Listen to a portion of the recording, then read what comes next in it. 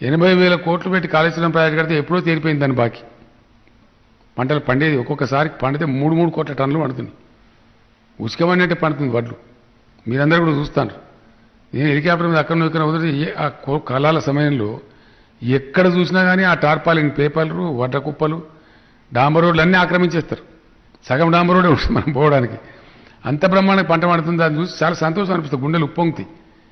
ఈ దీనికోసమే తెలంగాణ తెచ్చుకున్నాము అనే ఒక సిస్టంలో మనోళ్ళు అక్కడ అంటే కూడా నేనంటే మరి మీరు ఎందుకు తెచ్చారు తెలంగాణ నాకు అర్థం కాదు.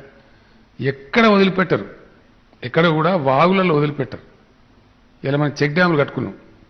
ఆ ట్రిక్కు మనకు తెలుస్తుంది, వేరే ఏమని తెలియదు, ఈవెన్ అధికారులకు కూడా తెలియదు. వాగులో ఇడిచిపెడితే చెక్ డ్యాములు నిండితే గ్రౌండ్ వాటర్ మంచిగా ఉంటుంది, బోర్లు మంచిగా పోతాయి, సింపుల్ ముచ్చట. అదే వేరే వాళ్ళు అయితే నో బాగులు ఎట్లిస్తారండి, బుద్ధి లేదా మీకు అన్నా వాటి తీస్తారని అట్లుంటుంది. ఇలా రైతులకు పెట్టింది కూడా ఏ విధంగా అంటే మళ్ళీ 10 HP 15 HP 20 HP 5 HP అట్లా పెట్టలే. నేను ఇక రైతుకు ఉచిత కరెంట్ ఇస్తానప్పుడు కడుపు నిండి అందాలి అంతే. నువ్వు ఎన్ని HP పెట్టుకున్నావు, ఇలా రైతు దగ్గరకు వచ్చేవాడు కోన ఆయన అడిగే కొడుకులేడు.